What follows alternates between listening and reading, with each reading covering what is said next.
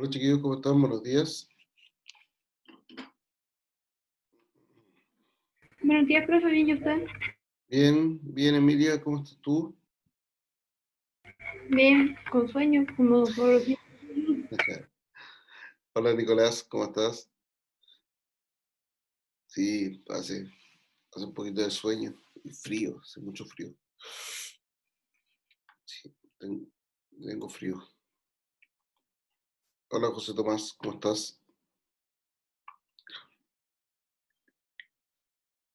Chiquillos, bueno, reiterar algunas cosas que les mencioné en la clase de ayer. Eh, Primero, que está abierta la evaluación de la unidad número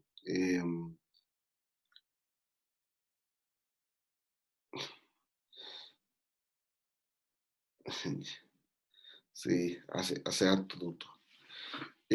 Reiterar algunas cosas que mencioné en la clase anterior. Primero, el- está, está abierta la evaluación de la unidad 5. ¿Ya? Eso está en Classroom. Ustedes pueden encontrar el link de la evaluación. ¿Ya? Esta evaluación va a estar abierta hasta, la dejé hasta el día 5. Sin embargo, obviamente la idea es que no esperen hasta el último para hacer esta evaluación. Em, yo creo que este viernes o el fin de semana, va a estar también abierta la evaluación número 6, ¿ya? Para que la revisen, para que la hagan durante esta semana.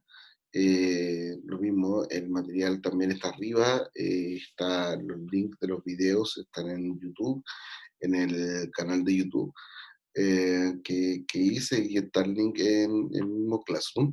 Así que ahí tienen todo el material para preparar de buena forma las evaluaciones. Sobre la unidad número 7, bueno, primero que hoy día terminamos con la evaluación de la unidad, o sea, hoy día terminamos con la dale con la evaluación. Hoy día terminamos con la unidad número 6, ¿ya? Eh, Finalizamos hoy.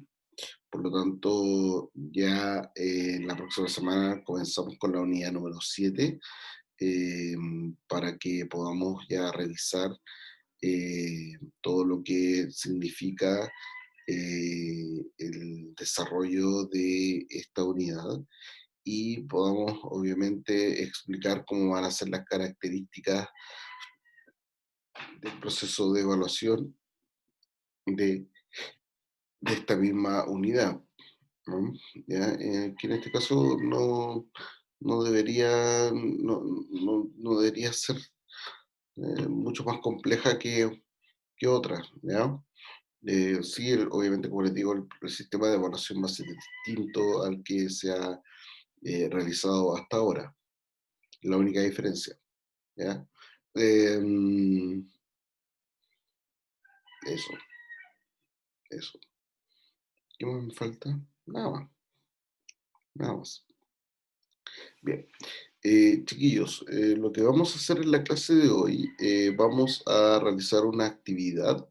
eh, Vamos a realizar una actividad con el texto en la página, les digo enseguida qué página es el texto, con la página 168 del libro, ¿ya? Por si alguien lo tiene a mano y quiere revisarlo, lo voy a escribir acá en el chat.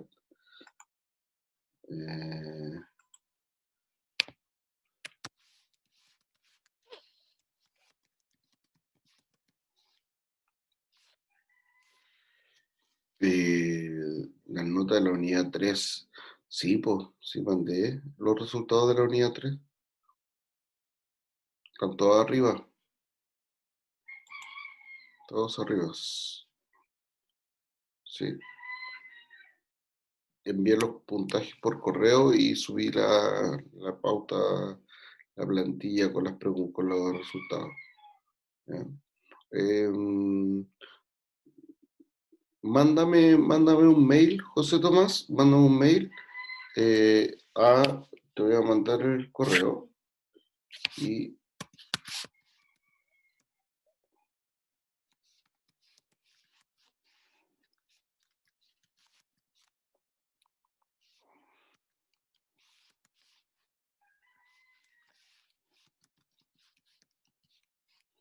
manda un mail a este correo y, te puedo reenviar la información, ¿ya?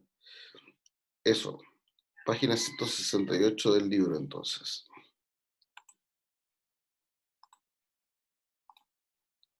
Veamos. Página 168 del libro.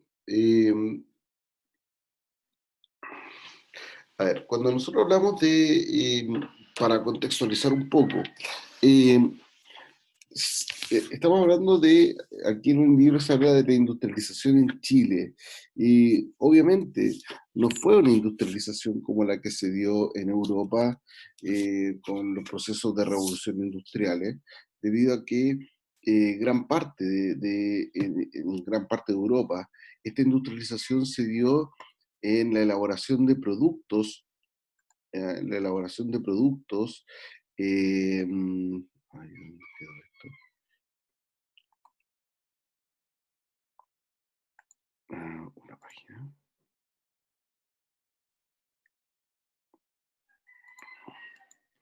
Esta industrialización en Europa se dio en la elaboración de productos, em, vale la redundancia, industrializados, ¿ya? Cambiando el sistema de producción. En este caso, en Chile especialmente, el sistema de industrialización tuvo mucho que ver con la forma de producir, pero producir materias primas. ¿Ya? Entonces se aplicaron técnicas y se aplicaron tecnologías más allá de la producción, en el transporte y en el envío de estos recursos, de estas materias primas, hacia Europa. Ahí se vio aplicada la industrialización en nuestro país.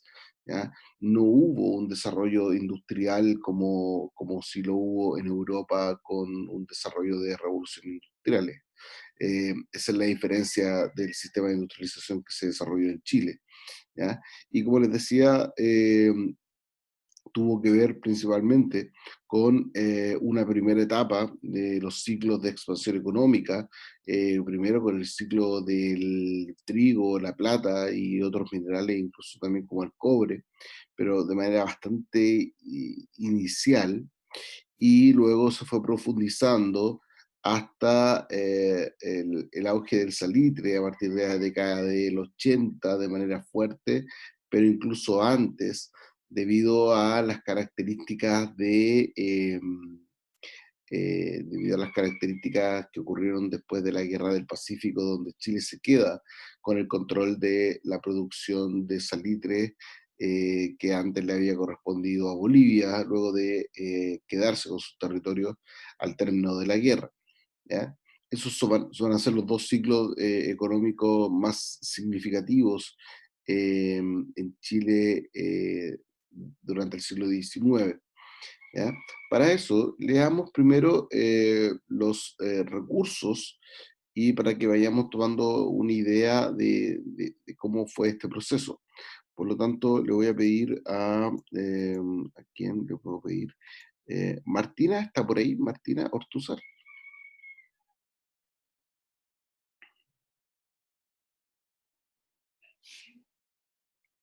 Martina.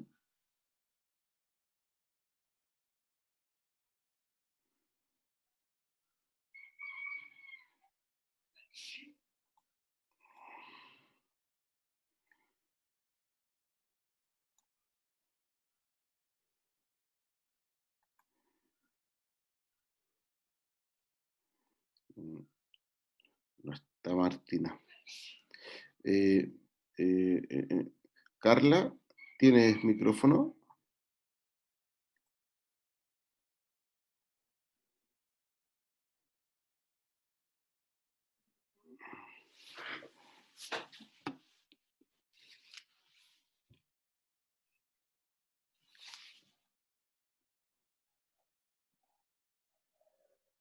Tampoco.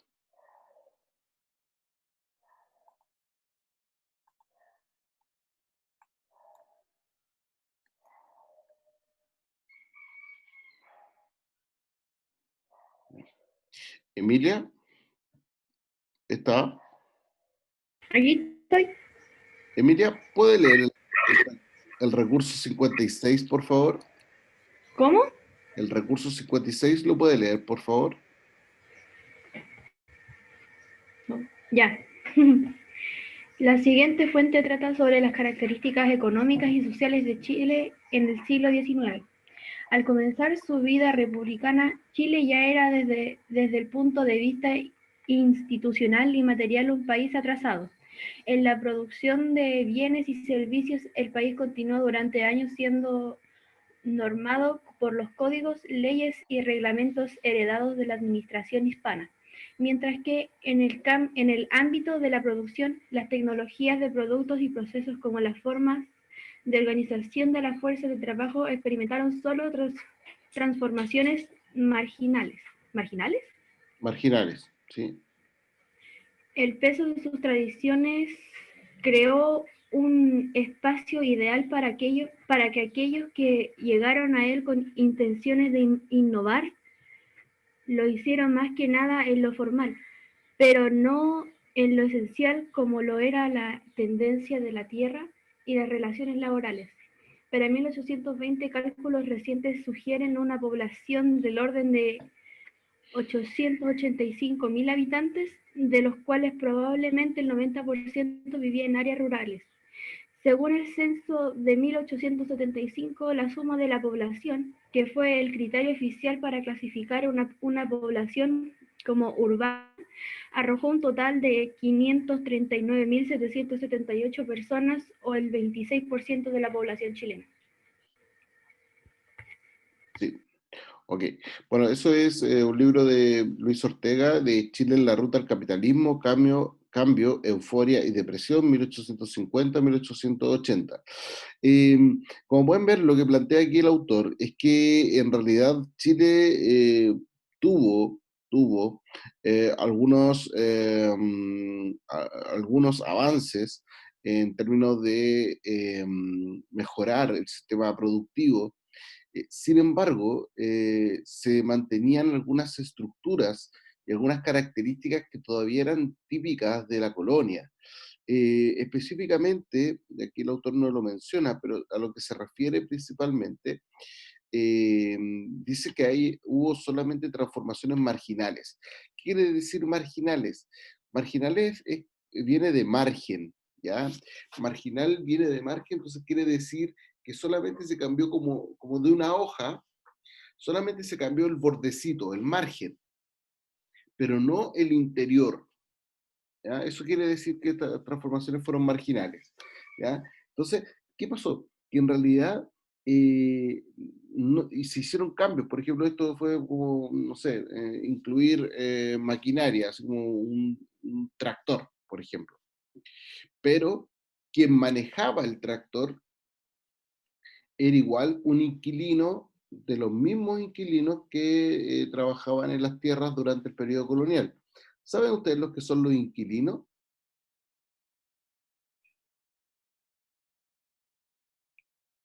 ¿Cómo? ¿Saben lo que son los inquilinos? Los arrendatarios. Ya, muy parecido, muy cerca. ¿Ya? Mira, en el campo chileno especialmente, en el campo chileno se reconocen dos tipos de mano de obra. Dos tipos de mano de obra. Lo voy a poner acá. Con...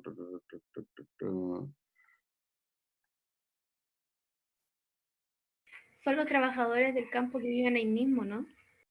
Exactamente, tal cual.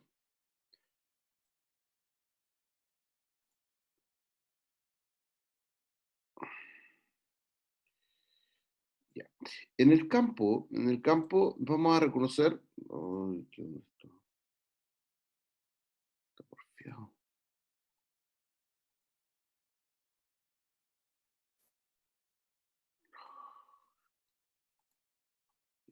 En el campo chileno especialmente vamos a reconocer nosotros dos tipos de trabajadores. Unos fueron los inquilinos y otros fueron los peones. ¿Ya? Los inquilinos eran trabajadores eran trabajadores que tenían dentro de su principal característica, eran trabajadores que estaban de manera permanente en las haciendas o en los campos, ¿ya? De hecho, muchas personas,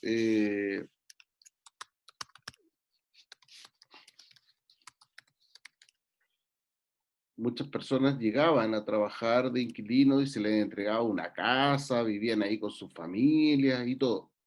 En cambio, los peones eran trabajadores esporádicos,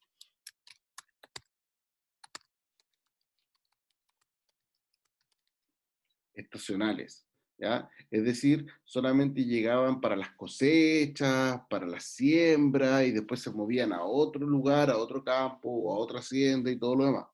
Entonces, en el caso de los inquilinos, en el caso de los inquilinos, que eran trabajadores que eran permanentes, donde muchas veces el dueño de la hacienda o el dueño de los campos le entregaba casas para que ellos vivieran ahí con sus familias. Generalmente, desde tiempos de la colonia, estos trabajadores eran de origen mestizo, ¿ya? Estoy hablando en términos raciales desde el periodo colonial, ¿ya? Y los peones también eran de origen mestizo, también. ¿Cuál es la diferencia entre estos dos? Es que principalmente el inquilino tenía familia. Era casi la única diferencia. Por eso, al tener familia, necesitaba mayor estabilidad en el trabajo, ¿ya? De esto yo les estoy hablando que estas características son características del periodo colonial y que se mantuvieron estas características durante gran parte del siglo XIX. ¿Ya? A eso se refiere que en realidad cambiaron algunas cosas en la forma, pero en el fondo estos mismos personajes eran los mismos que siguieron trabajando en el campo durante el siglo XIX, incluso ya entrado el siglo XX. ¿Ya? De hecho, por ejemplo, les voy a dar un ejemplo familiar. Yo tuve unos tíos que trabajaban en el campo en Melipilla y ellos eran inquilinos. O sea, ellos vivían en una casa que les entregó el patrón, el dueño del fondo donde trabajaba mi tío, y le entregaron una casa. O sea, imagínense, ellos dejaron de ser inquilinos ahora hace 5, 6 años, dejaron recién de ser inquilinos, o sea, en pleno año 2015 todavía hay y habían inquilinos, al menos en mi familia, imagínense, todavía deben haber por ahí muchos. Entonces, este sistema, claro, no era un sistema malo, sino que era un sistema súper antiguo. ¿Ya? Ojo con eso, no es un sistema malo, no hay un sentido de negatividad, sino que es un sistema antiguo. Entonces, lo que critica el autor es que en realidad el sistema es poco moderno, pero sobre todo esto tiene que ver con una característica de los trabajadores y tiene que ver también con unas características que también se va a dar en la minería, donde estos personajes que están acá, sobre todo los peones, costaba pillarlos para que trabajaran. Po. ¿Por qué? Porque resulta que a los peones, ¿ya? También el nombre del término del trabajador no lo recuerdo bien, pero en la minería ocurría algo bastante similar, donde a estos trabajadores hacían su pega o trabajaban una semana, unos días, recibían un pago, su pago, y resulta que desaparecían. Como eran en mayoría personas solteras, que no tenían mayores responsabilidades y todo, entonces estas personas lo que hacían era cobrar su sueldo y desaparecer, porque entonces se iban a carretear, se iban a gastar la plata, entonces cuando se les acababa la plata, volvían de nuevo a trabajar, entonces el sistema productivo no podía depender de estas personas que eran tan volubles, ¿ya? Que eran tan dispersos. Por eso es que también se aplica bastante el sistema de los inquilinos, ¿ya? Obviamente, en algunos casos no es tan conveniente porque tampoco en los campos muchas veces, sobre todo en los sistemas agrícolas, no se necesita que hayan trabajadores permanentes porque hay épocas con mayor necesidad de trabajadores y épocas con menor necesidad de trabajadores. Entonces, ahí había que hacer cuadrar estos dos sistemas. Em, en general, como bien plantea el texto, cuando nosotros hablamos de las condiciones y las características de la estructura y del trabajo, en realidad en Chile no estamos hablando de que Chile haya sido un país moderno. En realidad, gran parte de la población vivía en condiciones rurales, gran parte de la población vivía en condiciones rurales. Sí, tranquila Emilia, no hay problema, vaya nomás. Gracias. Eh, en general en Chile no había condiciones, no era un país moderno, para nada. Como les decía en la clase anterior, yo creo que gran parte de la modernización del país tuvo mucho que ver con la suerte, y obviamente con estas condiciones y estas características de las actividades económicas que se fueron desarrollando en el país, pero no de manera consciente de establecer un plan de modernización o de industrialización en el país. ¿Ya? Eh, Veamos el recurso 57. Dice, la siguiente fuente muestra el dinero obtenido por el Estado en la segunda mitad del siglo XIX. ¿Ya?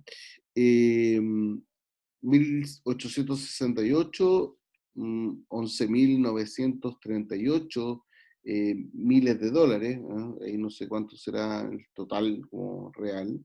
¿Ya? Eh, Eh, en 1878, 14.400, en 1888, 28.000, en 1898, 45.000. ¿Qué creen ustedes que fue lo que cambió en todo esto? ¿Qué creen ustedes que fue lo que cambió? Que hizo que aumentara a partir de 1888 los ingresos del Estado de Chile.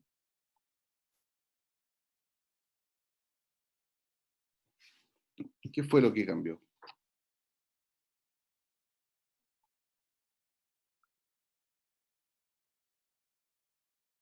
La exportación de minerales. ¿Ya? ¿De qué minerales?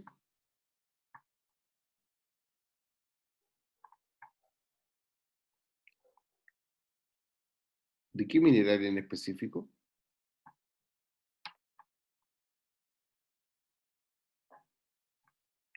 El salitre. El salitre, ¿ya? Recuerden que la guerra del salitre o la guerra del Pacífico terminó en 1883. Por lo tanto, ya desde 1888, Chile comienza a recibir las ganancias con motivo de la venta del salitre. Claro, Chile es dueño del salitre, pero no recibe la ganancia directamente por ser dueño de la venta del salitre, sino que recibe la ganancia esta ganancia por términos, por algunos conceptos de impuestos y otros. Y el uso de los puertos, el tema de impuestos, el transporte en algunos casos, por esa parte recibe ingresos, no por la venta directamente. Y eso se nota, al menos, cuando uno hace la comparación mayoritariamente entre 1898 y 1868.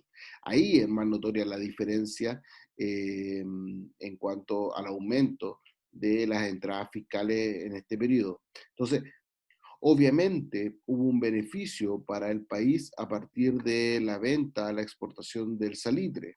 ¿Ya? Obviamente hubo un aumento y una mejora para las condiciones del país. Sin embargo, vamos a ver qué tanto fueron estas condiciones para el país. Veamos el recurso 59. ¿Alguien puede leer el recurso 59, por favor?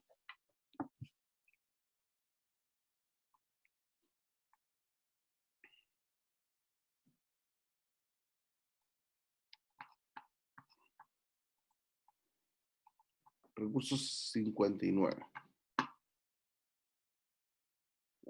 Lo voy a leer yo entonces. Recurso Yo le levanté 59. la mano para leerlo. ¿Ah? ¿Se lo leo yo? Se había levantado la mano en el Zoom. Sí, lo que pasa es que no me sale. A ver. Ah, perdón, José Tomás. Ahí sí. Es que no me llega alerta de cuando me levanten la mano. Dale, José Tomás.